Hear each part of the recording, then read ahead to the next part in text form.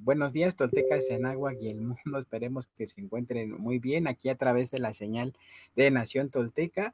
Y pues bueno, para todas, para todos, recordarles que hoy es un día muy especial. Hoy tenemos la oportunidad de estar vivos, de transformar nuestro mundo, nuestro entorno. Y hoy es un día muy especial. Bueno, es 20 de agosto, es día 2 lagartija. Entonces, es un día en el cual, pues, en nuestra sesión de hoy, pues, tenemos acá el gusto, como siempre, de tener a Rosita Frank y Chinawi para sus comentarios. Así que, Rosita, muy buen día. ¿Cómo estás? Un fuerte Bien, abrazo. Vicente, gracias. Con el gusto de estar nuevamente aquí platicando los temas que se quedaron pendientes. Les recordamos que abrimos una etapa para hablar de los dioses. Hemos ido hablando como temáticamente, ¿no? En esta ocasión, pues nos faltan muchos porque según cuentan es que había un dios, entre comillas, si les quieren llamar dioses, por cada día. Entonces dices, pues no nos la vamos a acabar, no vamos a hacer este programa para estar mencionando todos y cada uno. Entonces vamos a hacer una selección. Y en el programa pasado, Fran nos comentaba muy acertadamente sobre los llamados dioses abstractos. O sea, ¿cómo? Dices, bueno, yo conozco a Tlaloc, conozco a, no, X, Z, Y, porque hay muchos dioses, pero los dioses abstractos, ¿quiénes son? ¿Qué son? Porque al final de cuentas todos tienen una connotación de una representación de algo importante para nuestras vidas. No es un dios de carne y hueso, sino es la representación de algo. Pues muchas gracias, Chignawi, y yo quisiera que mi querido Frank, buenos días, Frank, que nos y después vamos a hacer vamos a hablar porque hoy precisamente coincide con el día de el inicio de veintena, y pues nuestra calendárica era muy organizada, cómo vivían ellos, cómo dividían su calendario, su horario, y por qué los 20 y 13 se manejan en varias situaciones, y precisamente hoy en el inicio de una veintena. Eso lo vamos a dejar para después y espero que también les interese, pero quedamos y arrancamos con lo que quedamos la vez pasada. Los dioses abstractos. Frank, buenos días, mi rey. Saludos, ¿cómo están todos? Gracias por la asistencia. El tema es medio controversial, ¿eh? Así que cuando ustedes quieran, arrancamos. ¿Ya? ¿Qué son los dioses abstractos? ¿Por qué abstractos? ¿No Mira, los otros eran abstractos también? primero déjame insistir en este hecho. Le llamamos dioses porque no tenemos una palabra mejor en español. Llamarles energías no es lo más apropiado. Energía en agua se dice de varias maneras, pero no se dice teot. Teot significa una fuerza, efectivamente, pero una fuerza que ha recibido, que ha sido personificada en el culto. Por ejemplo, cuando hacían una estatua, no sé, de Tlaloc, no estaban pensando simplemente en una energía indiferenciada, no, estaban pensando en algo muy concreto. Las personas más inteligentes sabían que eso era simplemente una estatua y que Tlaloc era simplemente una imagen, una metáfora, si tú quieres, de algún poder o algo así, ¿no? Pero la mayor parte del pueblo, como en todas partes de la tierra, creía literalmente en la existencia de entidades superiores y lo sigue creyendo. Estas personas que van, por ejemplo, hoy en diciembre a rendirle tributo a Guadalupe, siguen una tradición de hace miles de años que iban a rendirle tributo a Coatlicue.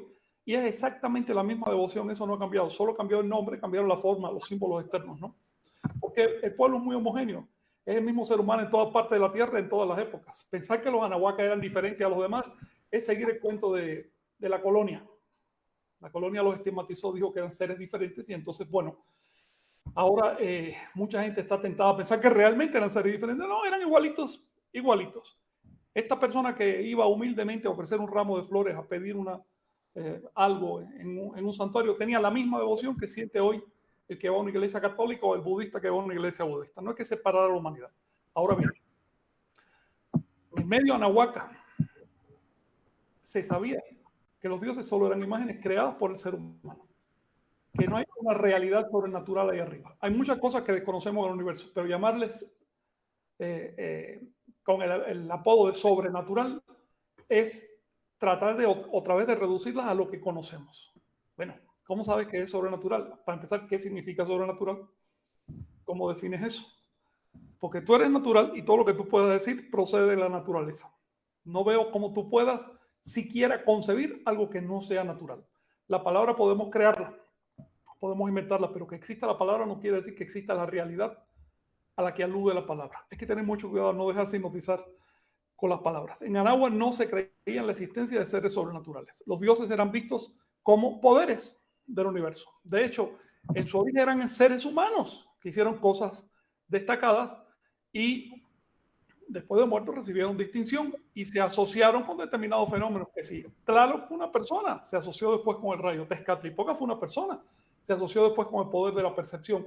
Quetzalcóatl fue una persona, y lo dicen claramente los textos, se asoció con el poder de evolucionar, etc. ¿no? Vamos a salir entonces de la imagen supersticiosa de que hay una realidad natural y una realidad sobrenatural que de alguna manera tiene que ver con nosotros. Nadie podrá probar eso jamás, porque todo lo que nosotros tenemos para entender el universo es nuestro paquete de sentidos, incluyendo la mente, nuestro paquete perceptual, y es nuestra interpretación del mundo. Jamás va a venir un Dios de fuera a decirte cómo es la realidad, es tu interpretación. Incluso si te parece que te están hablando al oído desde allá y todo lo demás, sigue siendo tu oído, sigue siendo tu interpretación del mundo. Entonces empecemos por ser humildes y no tratar de definir la totalidad del universo con palabras, dejarle espacio a lo desconocido y entender que todos estos dioses de las naciones de la tierra, incluyendo a Anáhuac, eran intentos del ser humano de ponerle etiquetas a las cosas, pero no son las cosas en sí. Las palabras no son las cosas. Así que, con todo respeto, pero cuando se dice Dios, esa es solo una palabra. Solo una palabra. Si hay alguna realidad detrás de todo esto, tú tienes que esforzarte por encontrarla. No basta con elaborar la palabra. Es posible incluso que la palabra no funcione, se haya quedado obsoleta, no sirva. Por ejemplo, se me hace, digo, me pongo en la posición de los cristianos, debe ser desconcertante para un cristiano saber que la palabra Dios no es de origen bíblico, es de origen hindú, aparece en la religión de la India, mucho antes que se escribiera la Biblia, ¿no? O que la palabra Cristo no es de origen bíblico, es de origen griego, era el nombre que le daban a Hermes, Cristo, el título que le daban. Pues bien, ¿a dónde voy con todo esto? Sacamos de la hipnosis de las palabras y por lo tanto de los nombres propios de los dioses mesoamericanos. Afortunadamente hay un conjunto de dioses que tienen una naturaleza abstracta. Les voy a poner un ejemplo. Moyocoyani, Troquenahuaque. Esos son entidades abstractas. Son equivalentes a nuestro concepto, por ejemplo, de dialéctica. Cuando decimos dialéctica, nosotros estamos aludiendo a una abstracción. No es una cosa en sí, mucho menos una persona. Es solamente un concepto filosófico, si quieren. Estos dioses de los que vamos a hablar hoy eran filosóficos, no eran, digamos, seguidos por la población en general. Poca gente pronunciaba sus nombres.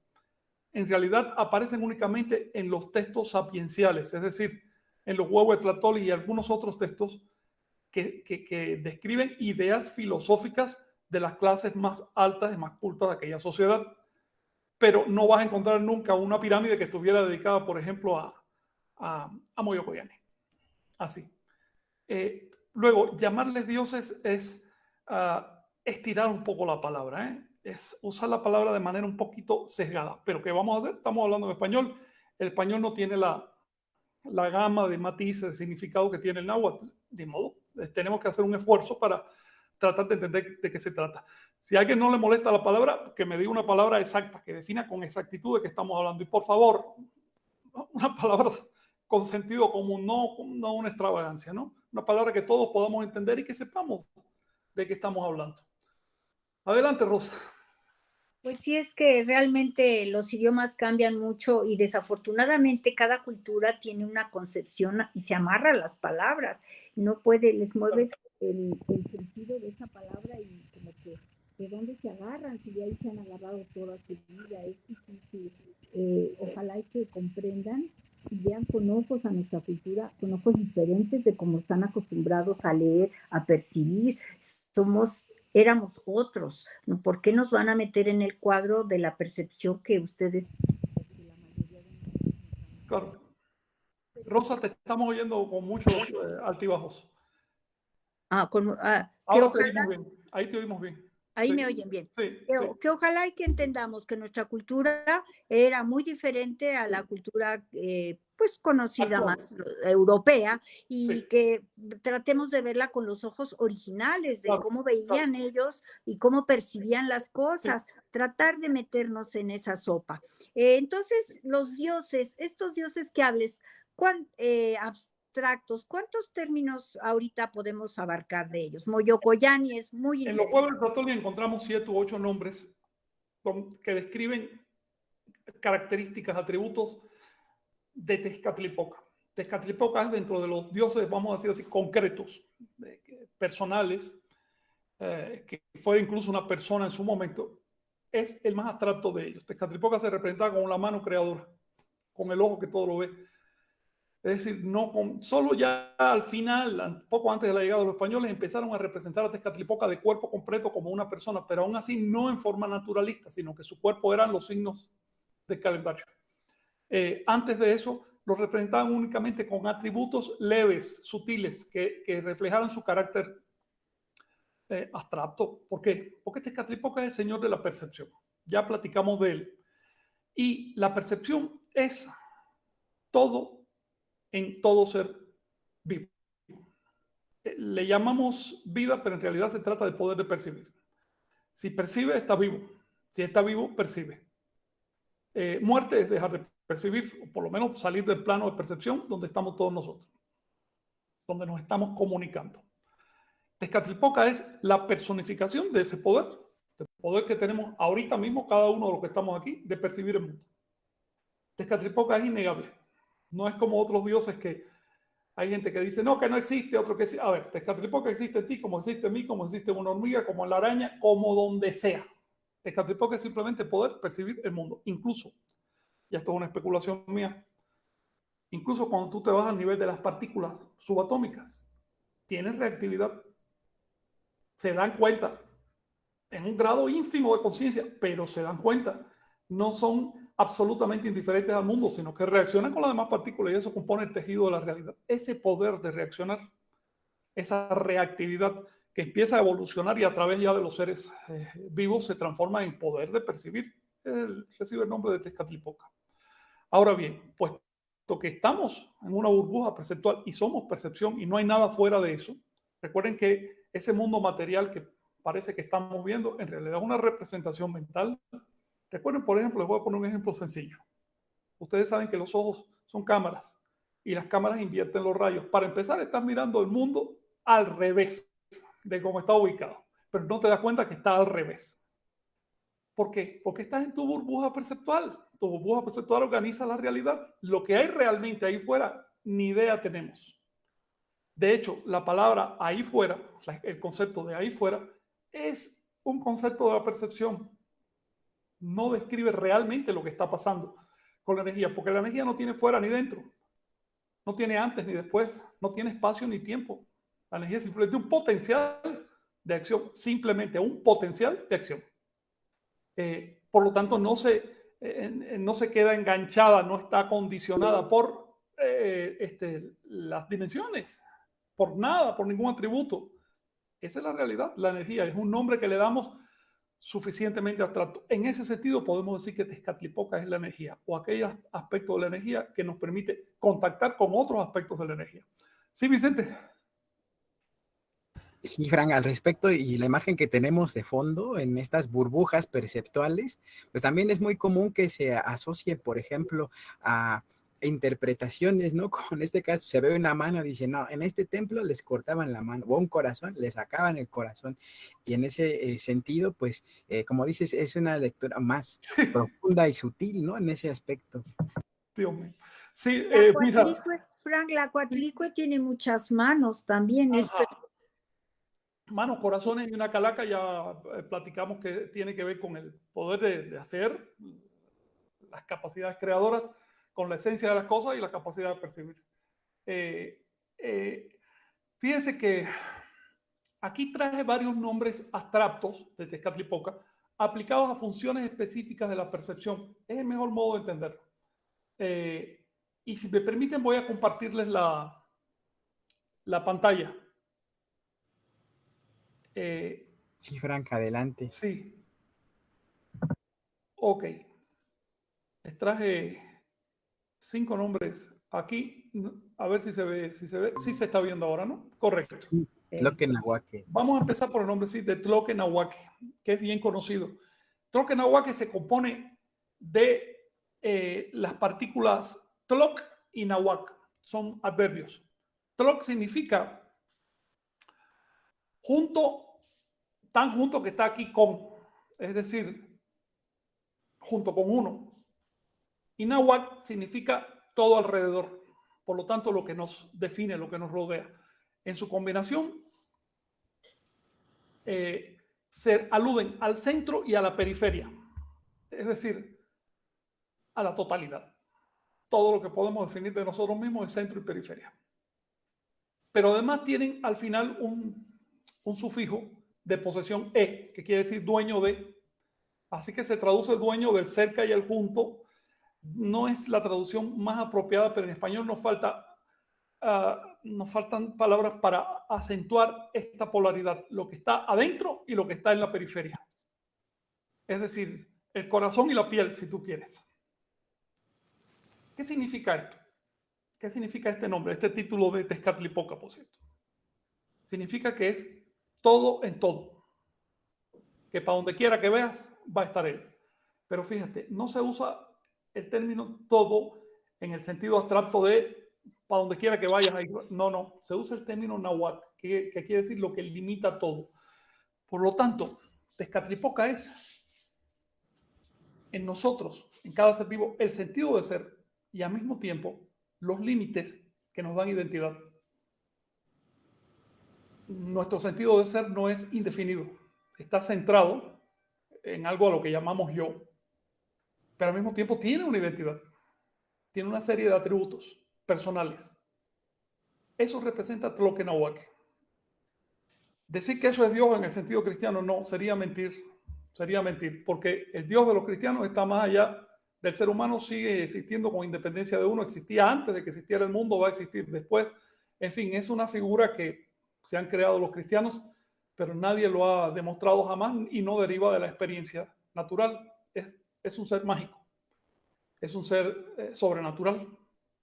Tezcatlipoca no, Tezcatlipoca es algo que podemos experimentar constantemente. Es más, estemos dormidos o despiertos. No hay un momento, no hay un segundo de nuestra vida en que no experimentemos a Tezcatlipoca a través, por ejemplo, de Tloquenahuaque, ese centro, ese sentido de ser y al mismo tiempo esos atributos, esas características que nos definen individualmente o personalmente. ¿Tienes algo que comentar?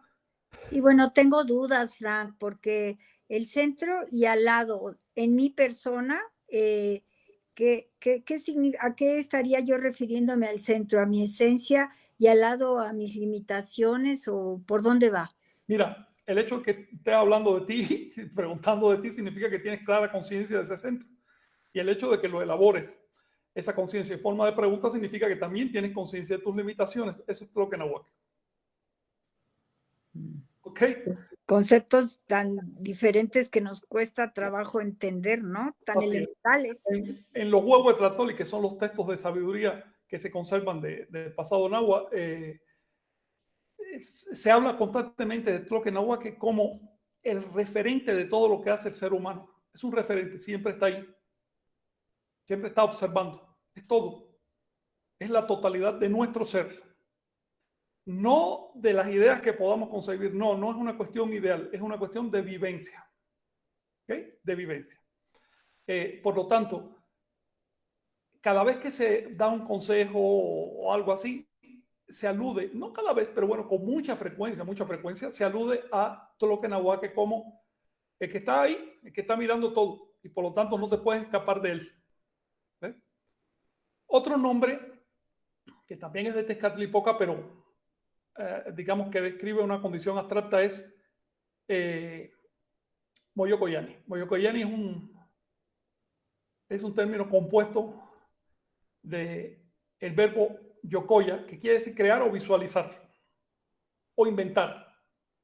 Es el mismo verbo que se aplica cuando alguien está inventando algo. Pero también el que se aplica cuando alguien, digamos, está creando, dibujando, trazando o haciendo una escultura o una obra musical, eso es yokoya. El prefijo mo significa a sí mismo. Y el sufijo ni quiere decir aquel que a sí mismo se crea. En este caso, este nombre alude a una característica de la percepción, y es que nos vamos creando a medida que percibimos. Que percibimos y que actuamos, ¿no? Percibir el mundo es interactuar. No existe acción fuera de la percepción. Percibir es actuar. Incluso si quieres ser totalmente pasivo y no meterte con nada, el solo hecho de que percibas, ya actúas. Te voy a poner un ejemplo de física, ya una cosa que se puede demostrar en laboratorio. El solo hecho de que percibas un experimento significa que estás interactuando, estás intercambiando fotones con ese experimento y otras partículas. ¿Ves? Así que incluso a nivel físico tú estás interactuando. Y eso genera ciertas paradojas, ciertas cosas extrañas, como que, yo por lo general no nos damos cuenta de que nuestra percepción influye y calculamos un fenómeno, el desarrollo de los acontecimientos de cierto modo, pero a la hora de verlo en laboratorio resulta que no sale así, sale de otro modo, porque estás influyendo, estás moviéndote, estás haciendo cosas, pero no solo influimos a través del intercambio físico de partículas, influimos con el intento, con la intención. ¿Ves? Si el mundo fuera un panorama físico en que hay seres físicos, los seres humanos, tocando literalmente cosas que existen realmente ahí, bueno, se entendería que nuestra presencia no influye en el resto. Pero el mundo es un tejido perceptual. El solo hecho de que intentemos algo está cambiando la totalidad de las cosas. Te pongo un ejemplo de esto. Imagínate, voy a leer el nombre que estamos trabajando. Lo voy a leer de manera deliberada, ¿ok? Moyokoyani. Son vibraciones. Tú me escuchaste porque son vibraciones en el aire. Si tuviéramos sentido para ver las vibraciones, que hay máquinas que pueden hacerlo, veríamos literalmente cómo salen las vibraciones y se empiezan a expandir. ¿Hasta cuándo se expanden esas vibraciones? Hasta el infinito. Afectamos la totalidad de la existencia, para siempre.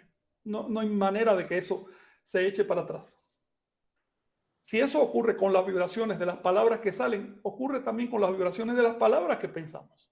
Porque ¿qué cosa es pensar? Vibrar.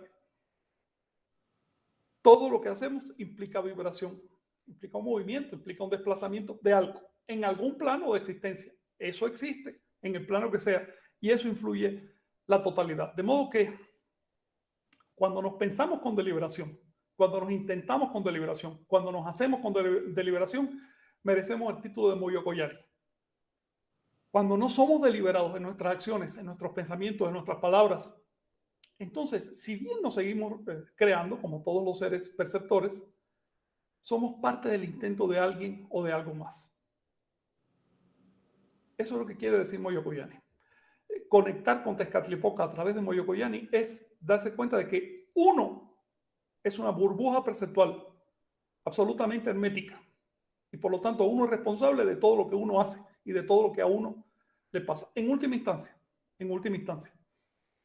¿Ves? Hay muchos pasos por el medio, pero finalmente estamos atenidos a nosotros mismos.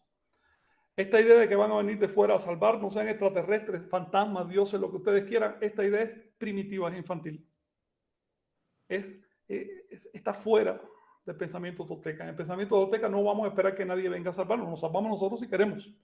Y por supuesto, para salvarnos primero tenemos que determinar con toda exactitud cuál es el problema real, no es que nos han implantado.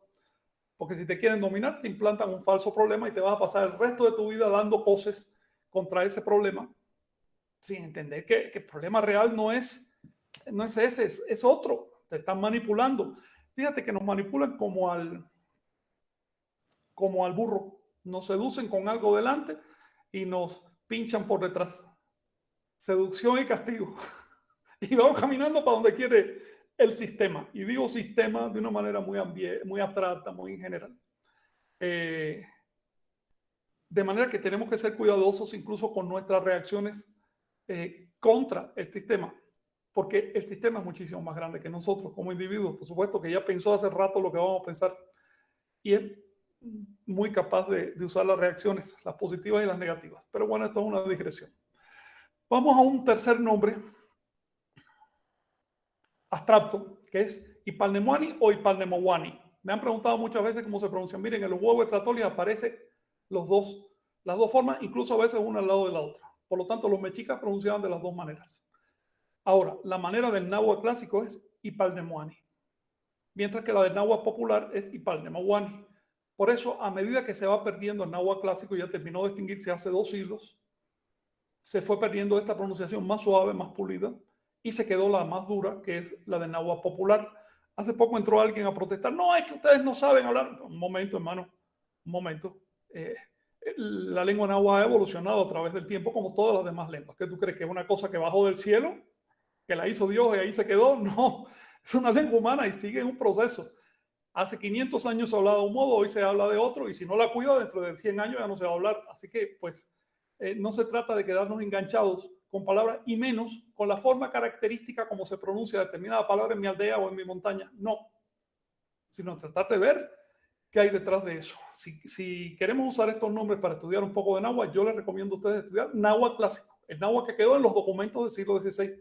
Hay miles de páginas en náhuatl clásico, no hay pretexto ninguno para decir que no se sabía cómo se pronunciaba. No, sí se sabía perfectamente, quedaron todas estas obras escritas, quedaron gramáticas, quedaron diccionarios. Entonces, es fácil estudiar el náhuatl clásico, es un asunto de tener voluntad. Esto es un comercial que hice en favor de la lengua. Vamos ahora al término Ipalnemoani. Se compone de I, que quiere decir suyo. Pal quiere decir medio, es decir, por su medio, por su mediación. Nemoa o Nemoa quiere decir se vive. Es el impersonal del verbo nemi, vivir, nemi. Bueno, ¿cómo se dice de forma impersonal? Nemoa, se vive. Más al final, ni, que quiere decir aquel que. Por lo tanto, aquel por cuyo medio todo vive.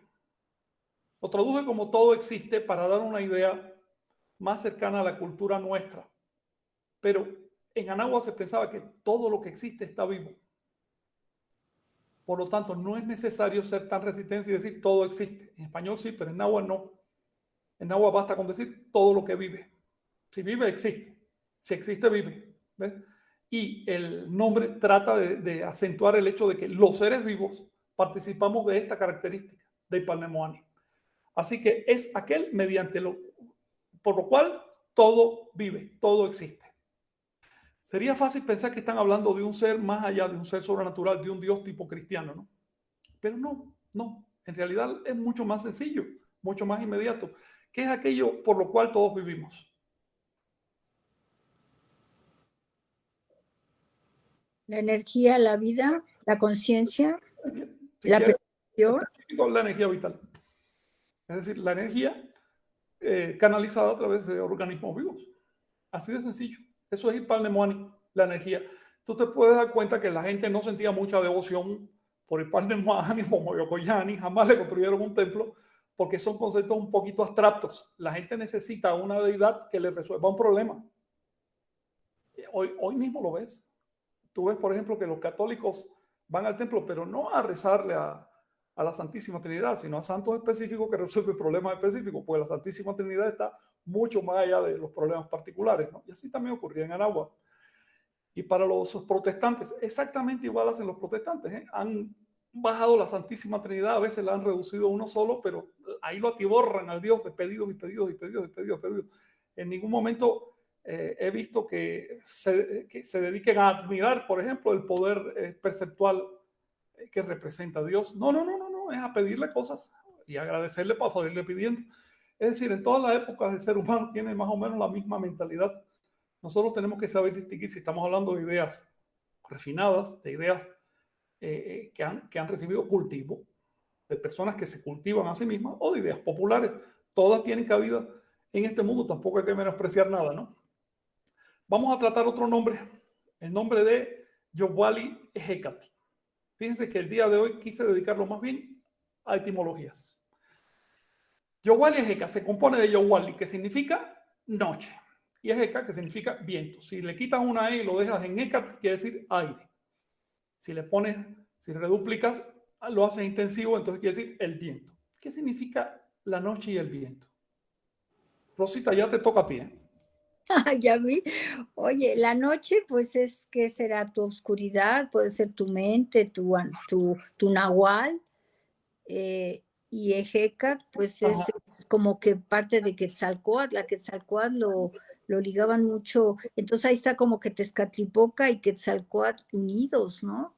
¿O Digamos, estoy mal? cuando veas nombres compuestos con dos términos polares, siempre busca el tercer sentido. Es decir, se usan términos polares o complementarios, pero dos términos, como en Tloque Nahuatl. Ahí tú tienes un centro y una periferia. Si solamente dices Tloc, eso significa con, cerca. Si solo dices Nahuatl, también significa cerca, con. Pero si dices Tloque Nahuatl, ahí sí estás aludiendo al centro y a la periferia. Si dices Yowali, eso es únicamente la noche. Si dices Hecate, es únicamente el viento. Pero si los pones juntos, a ver, el tercer significado que yo busco es aquello en que se igualan la noche y el viento. La noche y el viento tienen atributos muy diferentes cada uno de ellos, pero hay un atributo específico que es el mismo para los dos. A ver, ¿cuál atributo es ese? En la noche no vemos. El viento no se puede agarrar. Por lo tanto, la noche es lo invisible y el viento es lo impalpable. Si no se puede ver, si no se puede tocar, ¿qué es? La conciencia. Abstracto, sin atributos. Abstracto, sin atributos. Eso es lo que significa la palabra abstracto. No tiene atributos. Todo lo demás tiene atributos. Eso, Yowale Hecate, no tiene atributos. ¿Qué es en nuestra realidad aquello que no tiene atributos? La vida, la energía, el Hablemos todo. el potencial. El potencial todavía no tiene atributos. Lo tendrá cuando se manifieste, cuando se exprese. Pero si únicamente es un potencial, eso todavía no tiene atributos. ¿Ves? ¡Órale! ¡Qué padre! Así. Es como decir, la lluvia moja, ok. Moja cuando cae y toca algo. Pero si no ha caído, todavía no está mojando nada. ¿Ves? Es como decir, los seres vivos ven el mundo, sí, pero una vez que se manifiestan a través de un cuerpo de carne, con individualidad y demás. Pero cuando solo son el potencial de existencia, estos seres vivos que nacerán dentro de 1000 años, todavía no perciben el mundo. Son un potencial. Vicente, ¿quiere decir algo?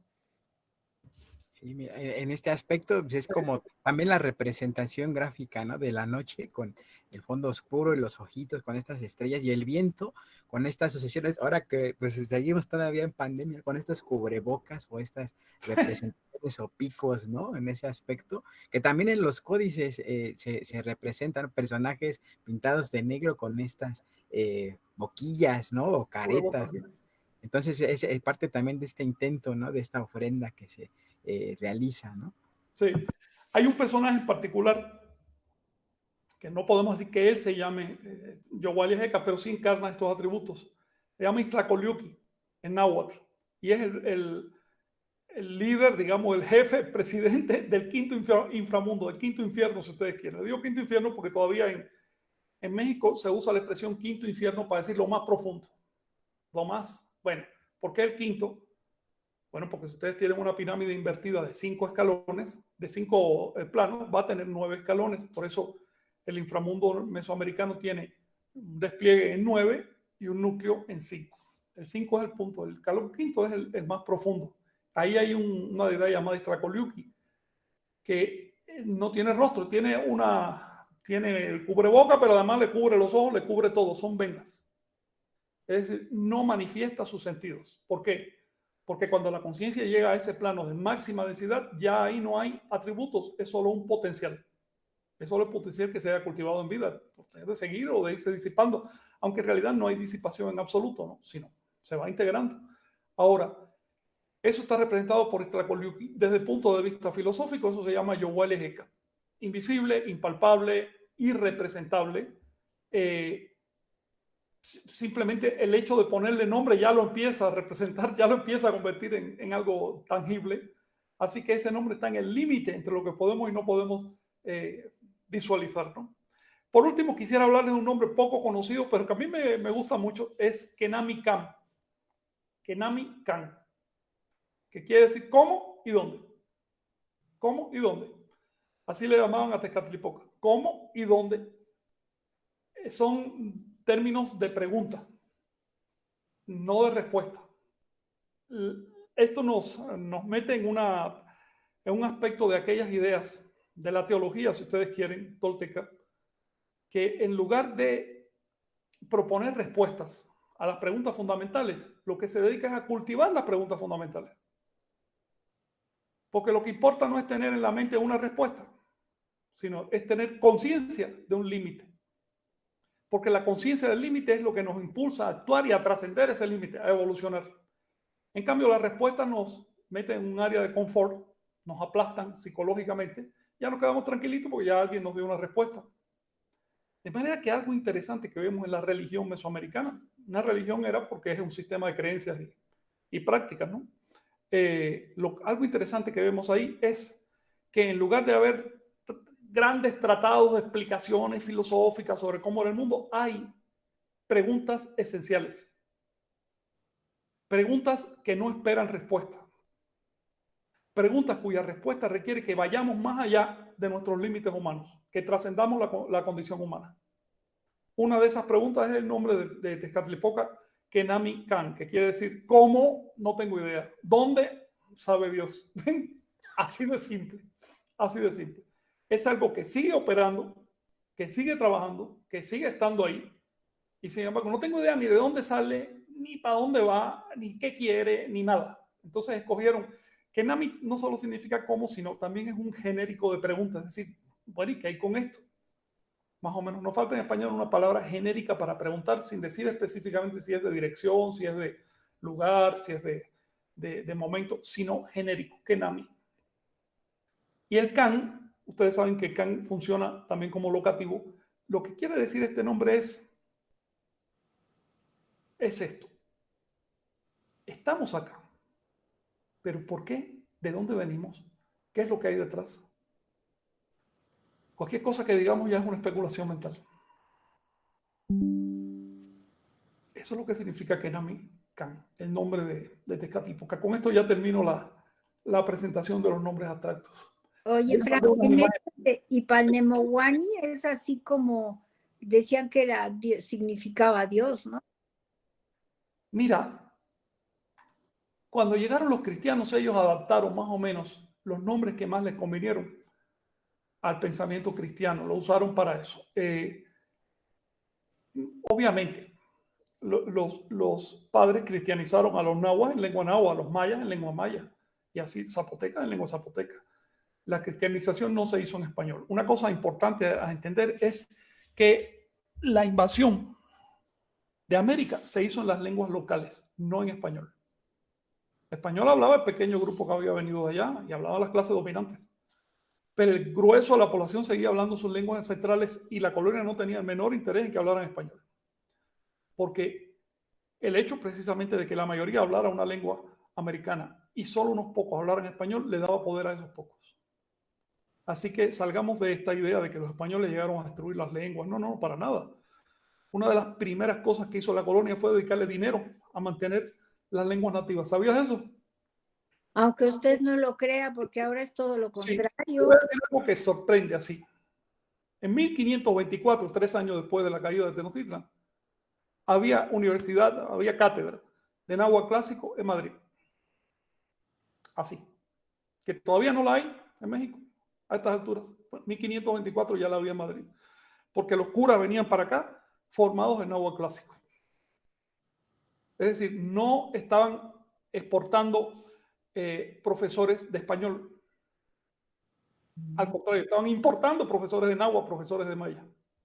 Esto es un aspecto de la colonia que vale la pena entender. Por eso fue que las lenguas se mantuvieron muy saludables hasta la independencia.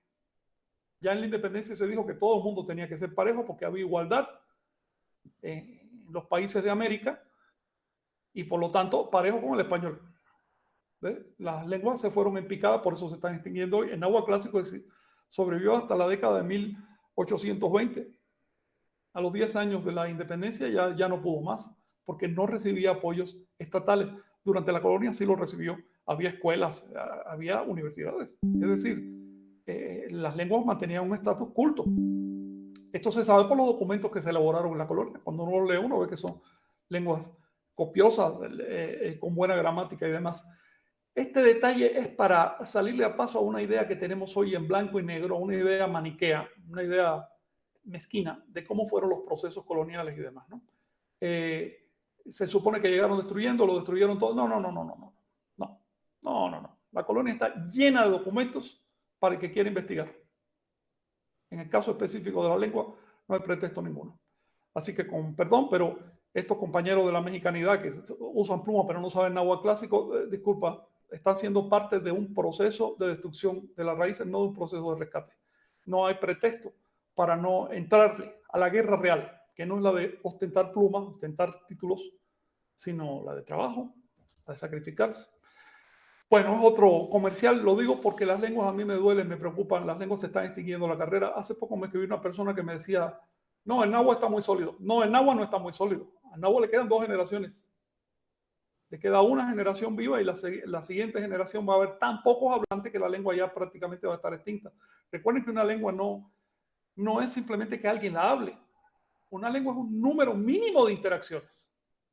Un número mínimo de interacciones. Y para eso necesitan un número mínimo de personas.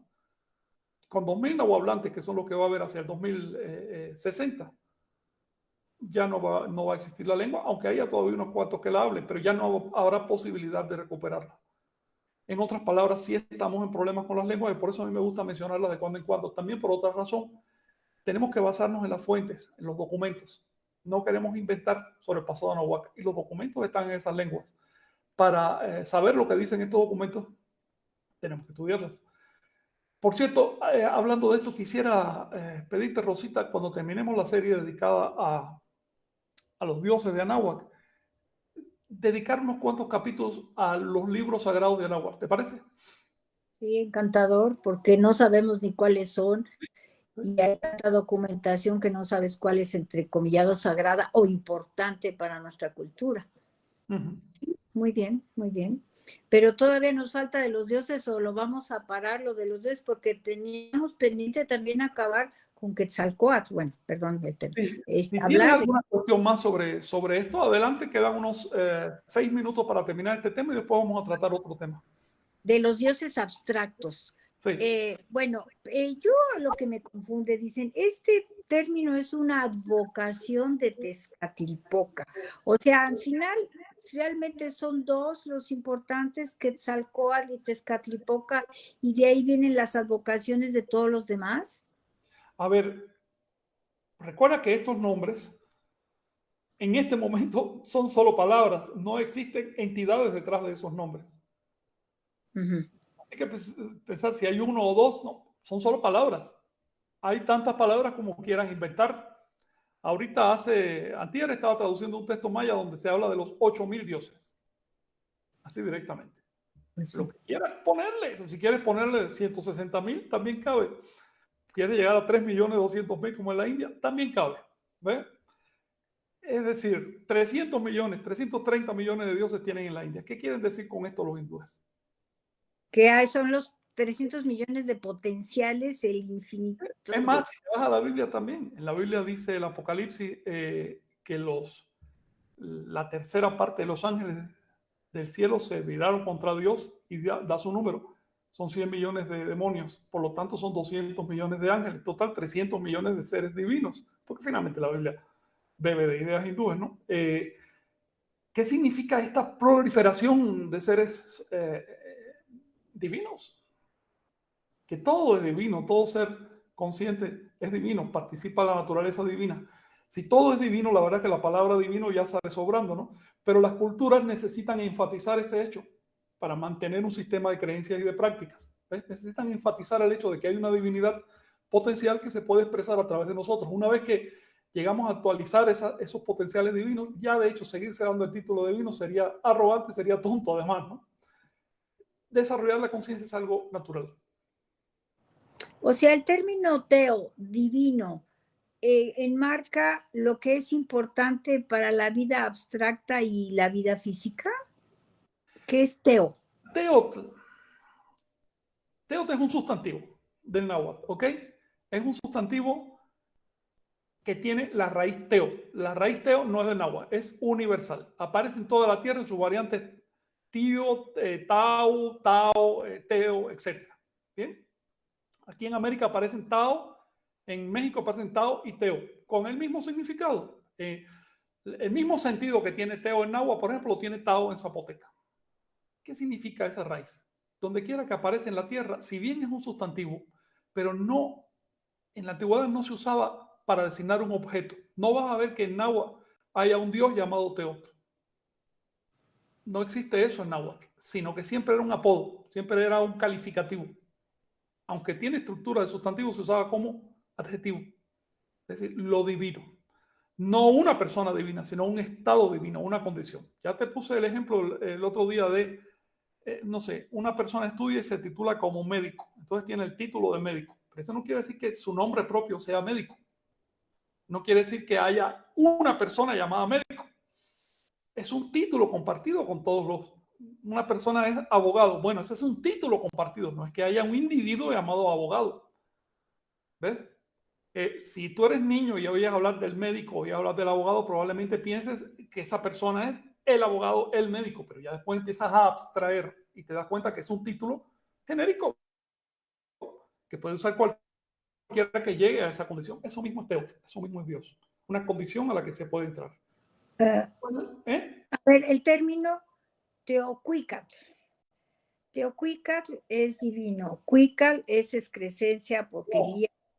No, Cuicatl es canto. Tú estás hablando de Teocuitlatl. Teocuitlatl. Como Cuitláhuac, que le cambiaban el nombre, que no era, que sí era. Sí. Ahí quisiera mencionar porque lleva el término de Teo. Sí. Y estamos hablando de dioses, entonces podría caber aquí. Perfecto ejemplo que estás poniendo. Teocuitlatl es, bueno, ahí les puse un Teocuitlatl, es la cruz con 4 puntos. Es el emblema del universo perceptual, de lo que ve, de todo lo visible. Ese es el Teocuitlatl. ¿Qué significa? Bueno, por eso es una cruz con 4 puntos. La cruz quiere decir los 4 rumbos de la Tierra, del plano terrestre, y los 4 puntos quiere decir lo que irradia de ella. Los 4 puntos por sí solos se leen con los 4 puntos solitos, son un jeroglífico tonal. ¿Lo conoces? Dime de ellos. Quiere decir radiante. La cruz es la estructura del plano horizontal del cosmos, de lo que vemos, el universo, y los 4 puntos lo que irradia, las cosas que salen de ese plano.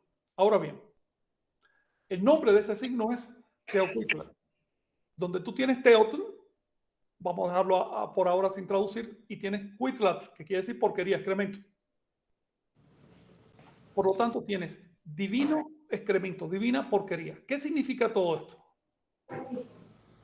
Que va desde lo más básico, desde la basura, desde el polvo, hasta lo más refinado, lo más elevado.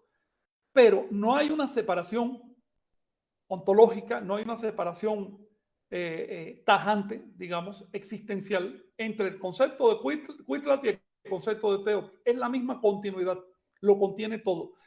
Esto es una idea de lo divino muy diferente de las ideas cristianas o de las ideas bíblicas, porque en las ideas bíblicas lo divino está absolutamente por encima de todo. Imagínate tú qué escándalo si el concepto de Dios de los creyentes se asociara con el concepto de porquería, se vinculara y además formara un concepto importante dentro de la cosmovisión, es decir, le diera nombre al universo. ¿Qué escándalo sería para un cristiano? Este tipo de ejemplos nos permiten entender cuán diferente era la mentalidad anahuaca. Si bien es la misma gente con la misma devoción, las mismas necesidades, pero la mentalidad que se fue creando en esta sociedad es diferente. De manera que para entender realmente a los anahuacas tenemos que salirnos de la devoción y la adoración popular y empezar a entrar en los aspectos profundos de aquella cosmovisión. Y entonces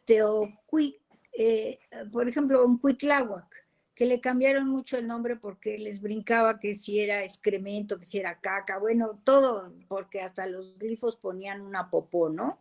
Y luego el término en uso para nosotros, eso no significa agresividad, sino es algo que es tan natural como el agua. En el nombre de Cuitláhuac específicamente lo que quiere decir es sombrío. Y eso es porque tenía la cara sombría. Entonces le dieron ese apodo. es decir, cara larga. Así se le llamaba a una persona con la cara triste, adusto, así, se le llamaba así. Ese es el nombre específico de Cuitlahua. Pero en el término de Teocuitla ya ahí tiene otro sentido la raíz Cuitla. Cuitla quiere decir sobras, residuos, cosas rotas, polvo, desecho, lo que no sirve. Pero sí sirve porque el cuitlacoche se come y es muy rico. ¿No? El cuitlacoche es el hongo del maíz y la verdad que se pone exquisito el maíz cuando agarra hongos. Pero bueno, pero fíjate, ahí le da nombre a un hongo que no es una cosa, que no es una porquería, pero es, digamos, algo que a la vista de pronto parece que el maíz se dañó, es un daño. Entonces el término Teocuitla lo representa todo. Estos nombres abstractos se reflejan en los signos. Si quieren poner más signos, por ahí puse muchos que reflejan la abstracción de las ideas. Qué interesante, porque sí, ya empezando a hablar la lengua náhuatl y viendo sus raíces, vas entendiendo todos estos términos que para otros son... Sí, voy a describir muy brevemente los emblemas que vemos aquí y por favor va siguiendo. Ahí ven la mano creadora, el emblema de Tezcatlipoca en el arte de Teotihuacán. En Teotihuacán nunca se representó a Tezcatlipoca, hasta donde sabemos, de cuerpo entero, sino únicamente a través de manos, pies, huellas, ojos, ese tipo de alusiones. Síguele, por favor, sí. Síguele. Aquí, esta pieza es de Moonville en Estados Unidos, pero es la misma continuidad, la misma cuenca ideológica. Y refleja a Tezcatlipoca rodeado de Quetzalcóatl.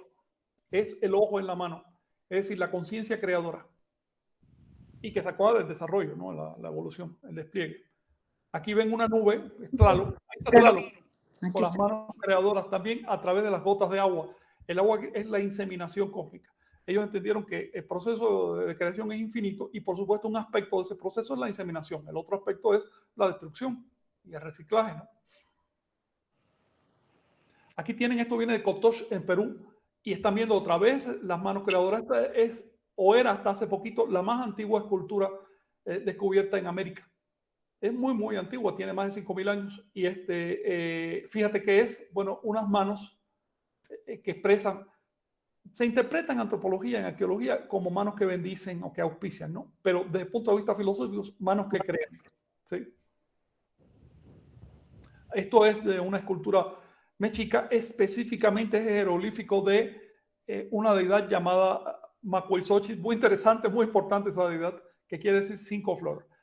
Su jeroglífico, ¿cuál es? El ojo en la mano. Conciencia de creación. Esto viene de un mural maya, la mano que sostiene el ojo.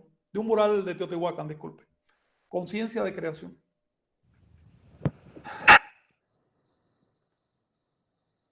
Esto viene de Cerro Sechín en Perú también. Y ven que ya, y esto es muy viejo, esto es de hace más de 5.000 años, ven que ya ahí las manos crean el glifo Olin, que incluye otro concepto muy importante, y es que la creación se hace a través del movimiento. No puede haber creación sin movimiento, y el movimiento es espiral. Es como un torbellino, es como un huracán. Eso después se reflejó en el glifo náhuatl Olin. Aquí tienen otro concepto que es la huella en la cabeza de Tezcatlipoca. Es decir, aquí lo que se está diciendo es que el mundo, la creación, el mundo que vemos es la huella de Tezcatlipoca. ¿Por qué? Porque pasa por el cerebro, pasa por la cabeza. Es decir, lo que vemos es una huella, no lo que realmente hay ahí. Aquí vemos la mano en la cabeza. Es decir, la creación es mente también, es mentalización, no de una persona. ¿Bien? No de una persona, la persona es solo una limitación. Aquí tienen... Porque es un animal en esa que vimos, no sé si... sí, bueno, pero esos son otros atributos, otras características que le van dando complemento, ¿no? a la escultura. Vas a encontrar muchísimos atributos, pero vamos a la esencia. En este caso, por ejemplo, vas a ver los conceptos de centro y periferia. En su conjunto forman el glifo Ejecatl, viento. Es un caracol cortado a la mitad. Y vas a ver que tiene núcleo, corazón, pero también periferia. ¿Ves? Como una radiación, son las puntas del caracol. Tiene también una cola que habla de los ciclos, porque al mismo tiempo es una serpiente. Pero por otro lado es el glifo de la palabra creadora. ¿Ves? Es decir, tiene muchísimas lecturas esto. Aquí ves otra vez el glifo Teocuitla, pero ya no como el tonalo y la cruz, sino simplemente como una cruz que tiene adentro una suástica. La suástica es el glifo Olin. El glifo Olin ese que vemos de los mexicas, ya eso es una elaboración posterior. En su origen era una suástica. La suástica, ¿qué quiere decir? El movimiento. Lo que se revuelve, lo que se mueve, que tiene centro. Vemos otro concepto divino reflejado en este dibujo de un vaso teotihuacano. Y vemos la pirámide de triángulos con ojos. Esas puntas son ojos. Y de esa pirámide florece el mundo, se crea. Cuando ves una flor en este arte, quiere decir creación. Lo que se produce, ¿no? Los brotes. Vemos aquí otra vez lo mismo, las tres pirámides con ojos y los brotes alrededor. Esto también es de Teotihuacán. Y abajo semillas, es decir, el mundo germinal. Estas tres pirámides con ojos aluden a Tlaloc. Si están ubicadas en una cara humana, entonces aluden a Mictlantecutli. ¿Bien? Aquí ven el mismo concepto de otra forma. Es el glifo Olin convertido en una serpiente que vuelve sobre sí misma y que ampara tres ojos. Insisto en este tema porque sí, ya se lo vimos. Fíjate que el 3 no está bien estudiado en la cosmovisión mesoamericana, como el 4 es tan marcado, tan importante. Pues generalmente no se le ha prestado atención a la importancia del número 3 como emblema. El 3 representa conciencia. El 4 manifestación. Un emblema obvio, la espiral de los ciclos. Esto no es un caracol, aquí vemos el cuerpo de una serpiente. La panza de una serpiente, ¿no? Otro emblema, la cruz. La cruz ya sea cristiana o la cruz Tau, como la T, o en fin, hay muchas formas de la cruz. La cruz Tau, en este caso, en un templo maya, se aprovecha la cruz para hacer una ventana. Observa. La cruz como el espacio para ir más allá. A ver si puse otra imagen. Sí, aquí ven la cruz ya con el círculo encima, tipo egipcia, tipo Tau de Calixtlahuaca, representando la totalidad es el círculo y la cruz propiamente las estructuras. Es otra forma de poner el Teocuitla, si te fijas. El Teocuitla es un círculo con una cruz adentro. Pues aquí el círculo salió, pero sigue teniendo los mismos significados básicos y añade otro significado. Este edificio que vimos es una yacata. Las yacatas o templos de la serpiente emplumada tenían esta forma de una cruz Tau y un círculo que es donde se coloca el templo propiamente. A veces la cruz se resolvía como un cuadrado y alude en su conjunto, uno de sus significados, a la cuadratura del círculo, es decir, al modo como fue creado el universo. Quedaba una imagen que es el uroboros, la serpiente que muerde la cola.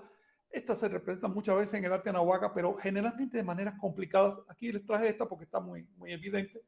El uroboros representa en matemáticas vigesimales, representaba el emblema de el total. Cuando lo ves al final de una cuenta, quiere decir total. Es como el infinito, que es así. Es el infinito. Es el símbolo de infinito que se recicla a sí mismo constantemente. Y eso se representaba como una serpiente que muerde su cola. Lo van a ver, no sé, hasta en las dos serpientes que hay alrededor de la piedra de los soles. Por todos lados van a ver esas serpientes que se vuelven sobre sí mismas. En fin, ¿alguna cuestión? Pues muchas, Frank, pero yo creo que ya no estamos pasando de tiempo. ¿Qué te parece si antes de pasar al siguiente tema, quedamos lo del programa que viene? Entonces, en el programa que viene vamos a tocar, todavía vamos a seguir con el ciclo de los dioses para acabar con Quetzalcóatl y sus avatares, ¿no? Sí, exactamente. ¿Qué deidad tú quieres que toquemos? Pues mira, bueno, está pendiente Tlaloc, está pendiente, a ver, Vicente, recuérdanos deidades. Me parece bien Tlaloc. Tlaloc es una deidad muy importante, es fundamental. Sí, ya para después la serpiente emplumada, ¿no? Y a irnos con este. Sí, Tlaloc de hecho ya se nos había quedado porque es básico. Y también la deidad, hay varias deidades femeninas que También. incluso... Esas merecen un capítulo específico, una parte. Ya lo estudiamos un poco con Coyolxauhqui y Coatlicue, pero hay otras. Sin embargo, todas son nombres diferentes de la misma, de la Tierra. ¿Ves? Eso merece como que un capítulo aparte y yo lo enfocaría no tanto como deidades, sino como nombres de la Tierra, apodos de la Tierra. de la materia. Muy bien. Entonces, ya veremos Tlaloc y otros, De otros, hecho, me gustaría tratar algo específico con Tlaloc, y es la formación de Tlaloc como entidad, como ícono sagrado. Es impresionante cómo se fue formando con el tiempo y lo que involucra. Hay, sí, hay en Tlaloc unos símbolos muy, muy poderosos que se van diluyendo en otras deidades. Es importante que entiendan que nosotros los separamos con nombre propio, como si fueran individuos, para poderlos estudiar, pero en la plástica está completamente mezclado todo esto. Es decir, no sabe dónde termina Tlaloc y dónde empieza Tlaltecutli, o así, dónde termina Tlaltecutli y dónde empieza Coatlicue. Es una continuidad total entre todos los dioses. Se trata de el mismo ser con diferentes cortes, con diferentes ópticas. Estamos hablando de la misma realidad, obviamente.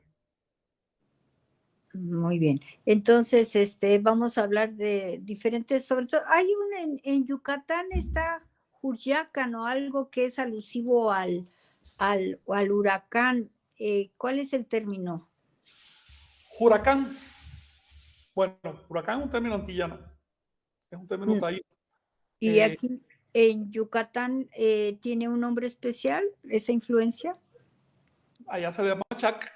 Tlaloc es Chac. Claro, viene siendo lo mismo. El huracán que aparece en el Popol Vuh, que hasta donde puedo percibir no es el nombre antillano que se pronuncia exactamente igual. El nombre antillano quiere decir huracán, es decir, torbellino, mientras que el huracán del Popol Vuh en realidad quiere decir un paso, una pierna, y es el nombre que le dieron a un aspecto de la serpiente plumada, y ahí lo dice con claridad el libro. Ahí ha habido intentos de unificar, de entender que es una influencia antillana entre los mayas, pero yo discrepo con esto. Es un tema que tendríamos que ver en otro momento, si quieren, ¿no? Las deidades de Popol Vuh. Ahora, nos quedamos entonces con Tlaloc y con su corte de simbolismos. Bien. Bien. Y entonces, pues si nos permiten, como el día de hoy es inicio de veintena, pues no queremos dejar desapercibido esta fecha tan importante, porque la calendárica era muy importante en nuestra cultura. ¿Por qué dividíamos en veintenas? ¿Qué te parece, Frank, si arrancamos con Sí, para si tú cerrar? nos lees los atributos de esta veintena, por favor. No, yo no puedo leer porque estoy aquí no. en mi celular. Vicente, ¿podrías tú?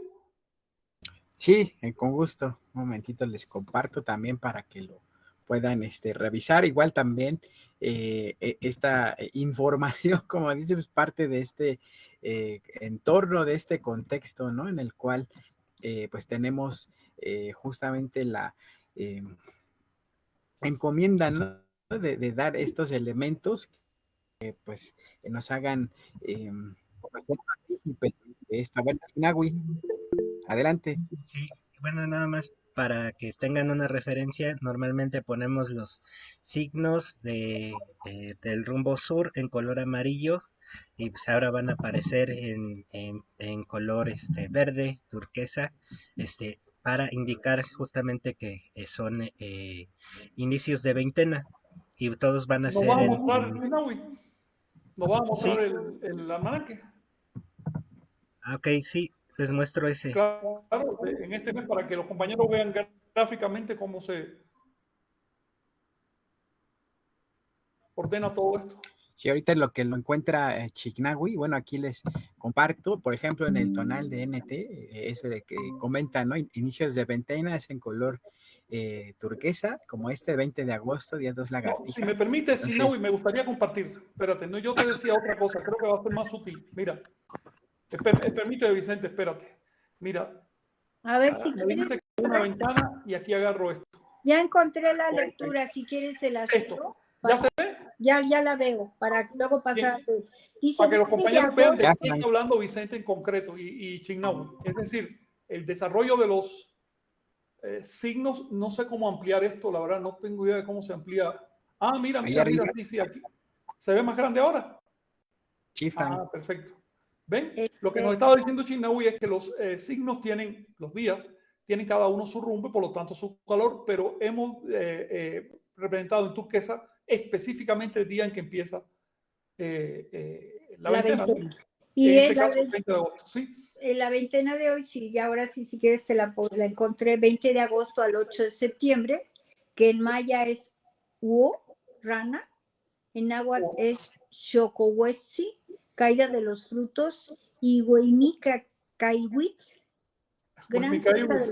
gran fiesta de los muertos, en zapoteca, Goná, perdón si no acentúo como debe ser, acompañantes, Mayakich Cacmo, En maya, Kinish Kagmo, que es el sol.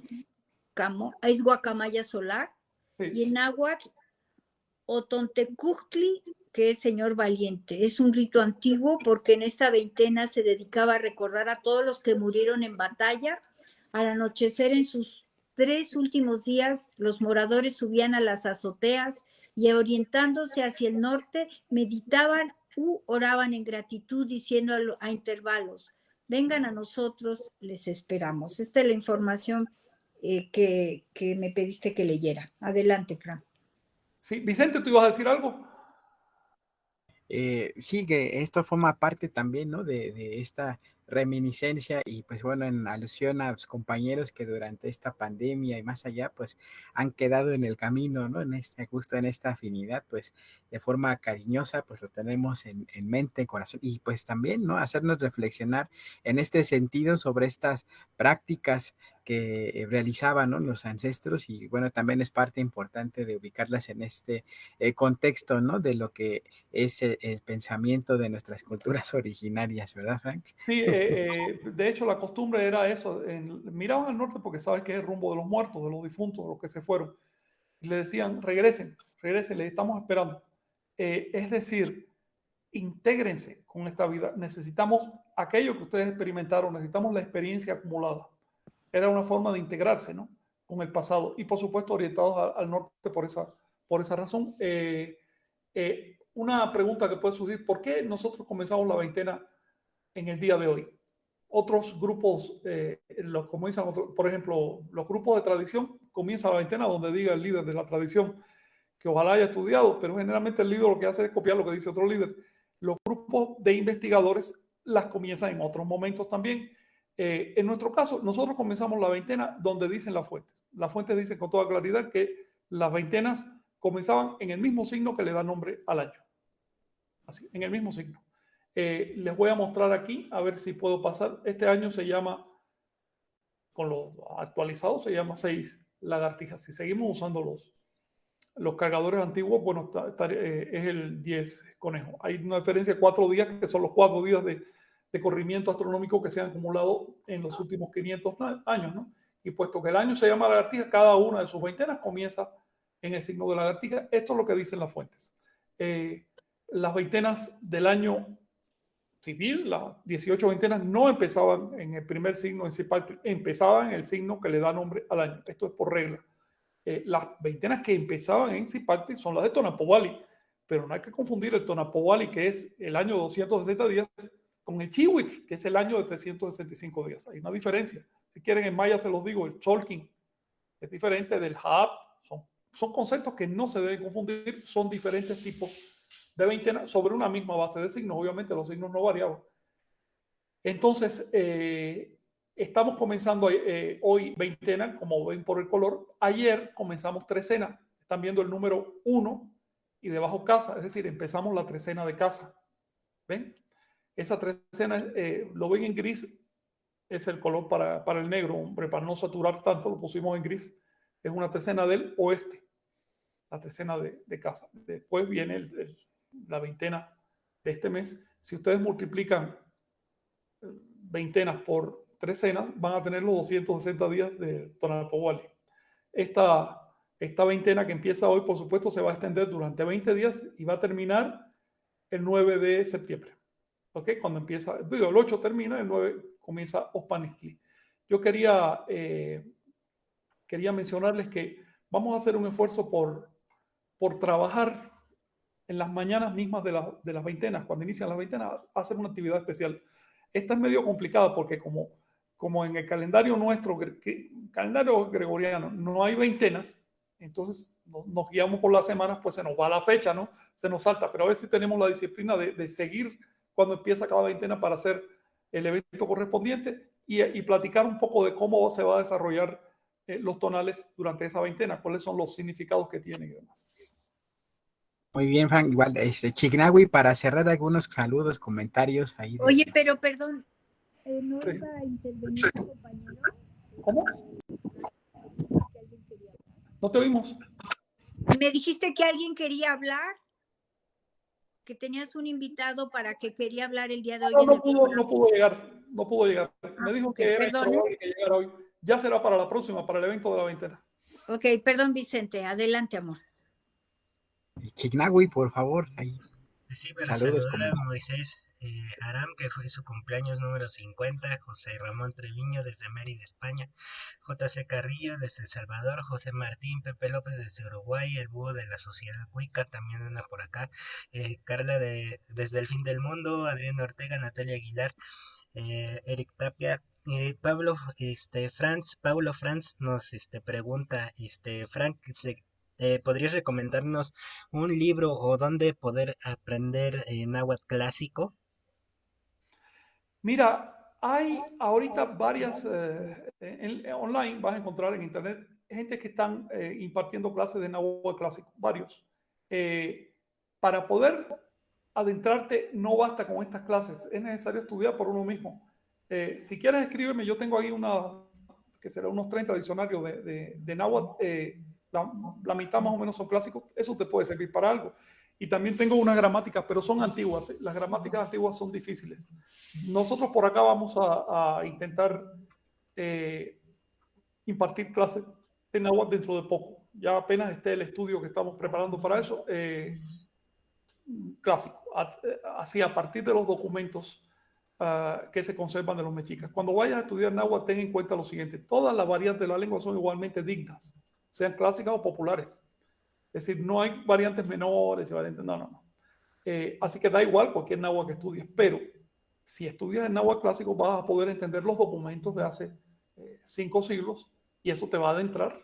Si estudias un náhuatl dialectal, digamos, de alguna zona, el documento te va a parecer enigmático porque van cambiando los vocabularios, la sintaxis, todo ha ido cambiando mucho. Acuérdate también que el náhuatl, como todas las demás lenguas indoamericanas, ha sufrido mucho por la presencia del español, el inglés, el francés. Entonces, no solo se van perdiendo palabras, sino se van perdiendo entendimientos completos, formas de organizar las palabras. Por eso, mientras más arcaica sea la variedad que estudies, más cercana a pensamiento antiguo.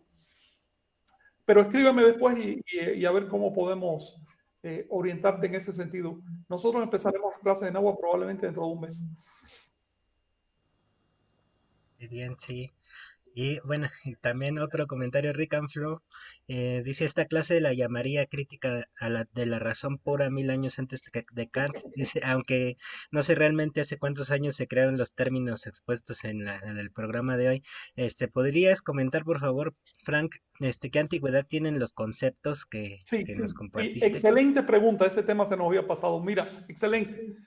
Mira, cuando vean en los textos nahuas, en el pensamiento nahua, vamos a hablar ahora solo del nahua, ¿no? Pero ocurre con todas las lenguas de América. Cuando vean términos compuestos, largos, eh, descriptivos de atributos y demás, por lo general son términos modernos. Por ejemplo, Tezcatlipoca. Ese término empieza a aparecer ya cuando el Nahua agarró poder político, digamos, hará unos 700 años. El nombre propio que le daban era Yaotl. Términos como Ipanehuani, Moyocoyani, Yowalejecat y demás son filosóficos, son construcciones relativamente modernas. Eso no significa que antes, hace milenios, no hubiera esos conceptos, pero estaban con otras lenguas. En otras palabras, hay que distinguir el nombre propio de una deidad, como Tlaloc, ese es un nombre propio, de los apodos que se le ponen. Los apodos los distingues porque son mucho más conceptuales, más filosóficos y generalmente son palabras largas. El náhuatl es una lengua aglutinante, entonces esta característica hace que tú puedas formar palabras larguísimas que son en realidad oraciones completas, estás diciendo con una sola palabra. Bueno, eso ya son formaciones más modernas. Insisto, no es que el pensamiento abstracto sea moderno, sino que se mantiene un núcleo de nombres antiguos, pero los nombres modernos, los apodos, van variando según varía la lengua, según la época y demás. ¿Ves? Por ejemplo, cuando llegaron los españoles usaba muy poco el nombre de Ometeotl, que es otro nombre abstracto, muy poco. Aparece unas pocas veces, quizás unas 4 o 5 veces en los documentos originales. Y siempre que aparece son o cantos sacerdotales, es decir, el lenguaje de los sacerdotes, que ellos sí lo usaban, o cuestiones de sapienciales, es decir, lenguaje filosófico. No se usaba popularmente, ni mucho menos. Sin embargo, hoy, si tú vas a los grupos de tradición, es la palabra que más usan y la gritan además. Siempre están hablando de Ometeotl. Es decir, ha cambiado el uso. Se van incorporando nuevos usos. Y ese uso que se hace hoy también es legítimo, no hay problema con eso. Solo que antes no era así. ¿Por qué? Porque las lenguas van evolucionando. ¿Cómo sabemos el comportamiento de una palabra? A partir de la evidencia que va dejando, de los textos escritos, o por el análisis lingüístico, ¿no? De modo que me parece muy interesante tu pregunta, da como para un estudio de lingüística del náhuatl. Estos nombres que estudiamos hoy son como indicadores del desarrollo de la lengua. Muy bien, muy bien. Y yo por último te preguntaría, Frank, de dónde viene es digamos el que el grupo, los grupos de neomexicanidad, neotradición, eh, empiecen a repetir una y otra vez estos términos que nos has explicado, Ipalnemuani, Moyocoyani, y Ometeo. Claro, bueno, tú mismo lo estás diciendo. De hecho, esos términos se usan más en la actualidad que hace 5 siglos. Sucede lo siguiente.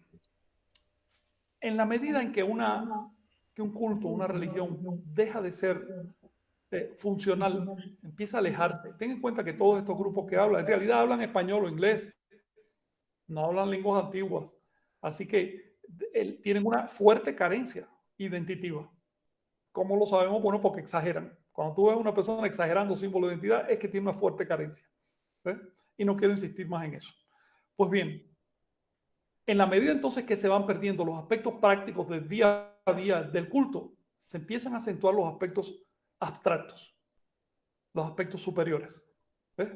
Es decir, digamos, ya se perdió la religión zoroastriana, prácticamente ya no queda, pero los conceptos filosóficos de Zoroastro se siguen usando hoy a través del cristianismo y del islam. ¿Ves? Es decir, se recicla. Cuando estos grupos de la tradición usan términos como, ahí tienes el caso de Ometeotl. Ometeotl se empezó a gritar, primero no por los de la tradición, sino por la gente de la nueva era. Eso fue en los 90. A principios de 2000 agarraron ese nombre los de la tradición. ¿Y dónde lo gritan? Justamente en el punto de sus oraciones donde antes decían amén. Así que hasta el día antes decían amén, ahora dicen Ometeotl. Por lo tanto, es una reutilización del nombre. Ya no se está usando en su contexto original, sino en un contexto cristiano. ¿Qué pasa? Los cristianos dicen amén constantemente. Y puesto que Ometeo sustituyó el amén, ahora todo el mundo dice Ometeo, aunque antes no se decía. ¿Ves? Así que la reutilización de los conceptos puede variar completamente su uso. Puede hacer que se use en otros sentidos, incluso en sentidos diferentes a lo que, por ejemplo, Dios quiere decir etimológicamente iluminación interna. Y sin embargo, hoy la gente cuando dice Dios piensa en otra cosa. Y así lo vas a encontrar. De manera que vamos a ver esa tendencia y va a seguir aumentando a que los grupos de la tradición rescaten conceptos específicos, los empiecen a usar de otra manera y le den nueva vida y nuevas formas. Eso también es válido. Sí.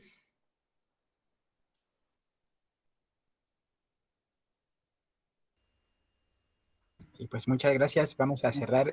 Rosita, un fuerte abrazo. Gracias, Vicente. Gracias, mi querido Frank. Nahui, gracias a todos ustedes que nos están siguiendo. Ojalá y compartan estos programas porque la intención es rescatar ese pensamiento y sentir de Anáhuac o de nuestra cultura, nuestras culturas ancestrales, que al final en todas partes del mundo las culturas ancestrales han sufrido muchos cambios, pero nosotros estamos rescatando la nuestra que ha tenido muchas trastocadas. Nos vemos el próximo programa con Tlaloc. Los quiere Rosita mucho. Gracias. Gracias. Un abrazo. Saludos, Frank Chinagui. Saludos.